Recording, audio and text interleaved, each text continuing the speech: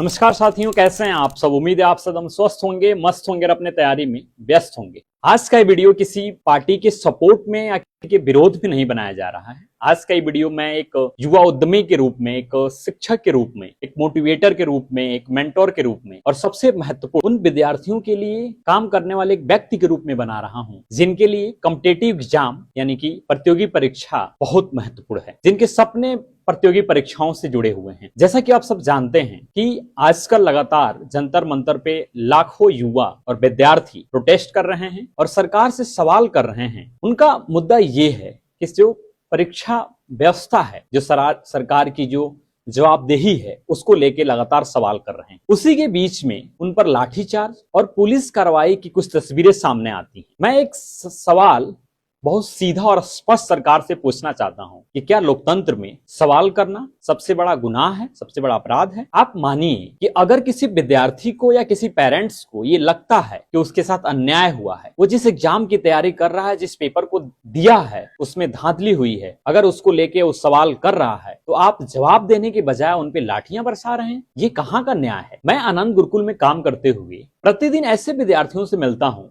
जो विद्यार्थी छोटे गांव, छोटे कस्बे और छोटे शहर से आए हुए हैं। उनके लिए परीक्षा सिर्फ एक परीक्षा नहीं है, उनके परिवार की उम्मीदें हैं, उनका सपना है, उनके पेरेंट्स का सपना है। और वो बच्चे बहुत गरीब फैमिली से, बहुत पुअर फैमिली से आते हैं और उनके लिए ये डॉक्टर बनना, इंजीनियर बनना या किसी भी कॉम्पिटिटिव एग्जाम में बैठना कोई शौक से नहीं बैठते हैं। उनके परिवार की उम्मीदें हैं, उनका सपना है, इसलिए बैठ रहे हैं। मैं इस वीडियो के माध्यम से सरकार से ये अपील करना चाहता हूं कि जो भी आरोप आप पर लगाया जा रहा है, जो भी बच्चे आपसे सवाल कर रहे हैं, तो आप उसका जवाब दीजिए। और किसी भी लोकतांत्रिक देश के लिए उसकी सबसे बड़ी ताकत ये नहीं है कि उसके पास प्रशासन है, उसके पास पुलिस है, बल्कि उस लोकतांत्रिक देश की सबसे बड़ी ताकत ये है कि वो सरकार, वो वर्तमान सरकार एक आम आदमी की बात सुने और उसके अगर सवाल कर रहे हैं तो उसका जवाब दे। अगर पेपर लीक हो रहे हैं तो कहीं ना कहीं शिक्षा मंत्री, जो कि वर्तमान में धर्मेंद्र प्रधान जी, उनकी लापरवाही है। और छात्र का सीधा सवाल यही है, छात्रों का यही मांग है कि जब लगातार पेपर लीक हो रहे हैं, जब शिक्षा व्यवस्था नहीं संभला जा रहा है, तो आप इस्तीफा दीजिए। पीछे भी हम लोग कई सरकारों में ऐसे देखे हैं कि जब भी कोई ऐसी समस्या आई है तो वो सरकार जवाब दी है। और जो वर्तमान में जो मंत्री रहे हैं, कैबिनेट मंत्री, वो इस्तीफा दिए हैं। आप पीछे इतिहास देखिए। हमारी मांग, हमारे साथ साथ सभी छात्रों की मांग सिर्फ यही है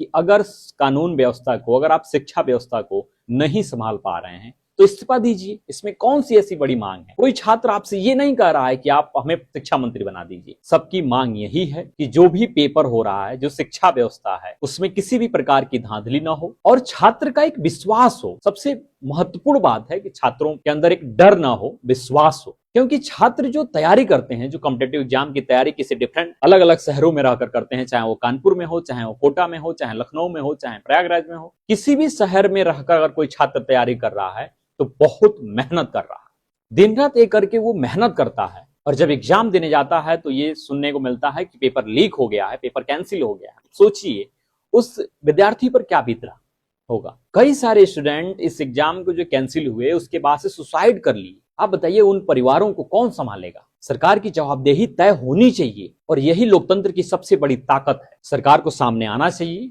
विद्यार्थियों के जितने भी सवाल हैं उस सवाल को सुनना चाहिए, उसका जवाब देना चाहिए।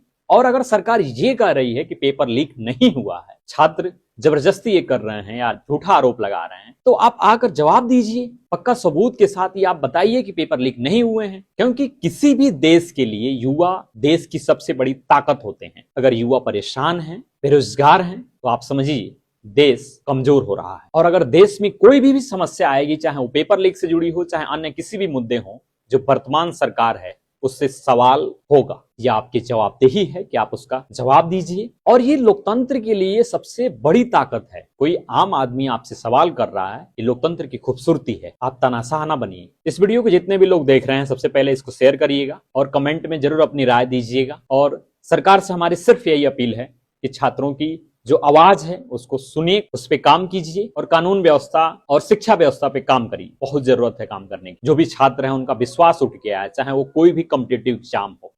प्रतियोगी परीक्षा जो भी है, चाहे वो जेई हो, चाहे वो नीट हो, चाहे एसएससी हो, चाहे वो रेलवे हो, चाहे वो बैंकिंग हो, किसी भी सेक्टर में तैयारी कर रहे विद्यार्थियों के लिए ये विश्वास होना सबसे महत्वपूर्ण है। प्रोटेस्ट कर रहे छात्रों पर लाठी न बरसाइए। मैं ये नहीं कह रहा हूं कि कानून व्यवस्था जरूरी नहीं है, बहुत जरूरी है, बहुत महत्वपूर्ण है, लेकिन हाँ, छात्रों की बात को सुना जाए। छात्र की सिर्फ यही मांग है, हमारी भी यही मांग है आदरणीय शिक्षा मंत्री जी से, कि अगर आपसे नहीं संभला जा रहा है, आप नहीं संभाल पा रहे हैं, तो आप इस्तीफा दीजिए, आपकी जवाबदेही तय होगी। अगर छात्र को ये विश्वास होगा कि वो जिस एग्जाम में बैठ रहा है वो पेपर लीक्स नहीं होंगे। और हम लोग को तो चाइना जैसे देश से सीखना चाहिए। चाइना में एक एग्जाम होता है, गाओ काओ नाम है, और एंट्रेंस एग्जाम होता है हायर एजुकेशन के लिए। उसमें लगभग 1 करोड़ प्लस, यानी 1 करोड़ लगभग 30 लाख बच्चे फॉर्म भरते हैं, पेपर में बैठते हैं, और प्रॉपर ऑफलाइन पेपर होता है वो। और आज तक का रिकॉर्ड है, कभी भी वो लीक नहीं हुआ है। हमें चाइना जैसे देश से सीखने की जरूरत है। नीट की परीक्षा में लगभग 25 लाख बच्चे फॉर्म भर रहे हैं, पेपर दे रहे हैं, और कैसे ये पेपर लीक हो जा रहा है।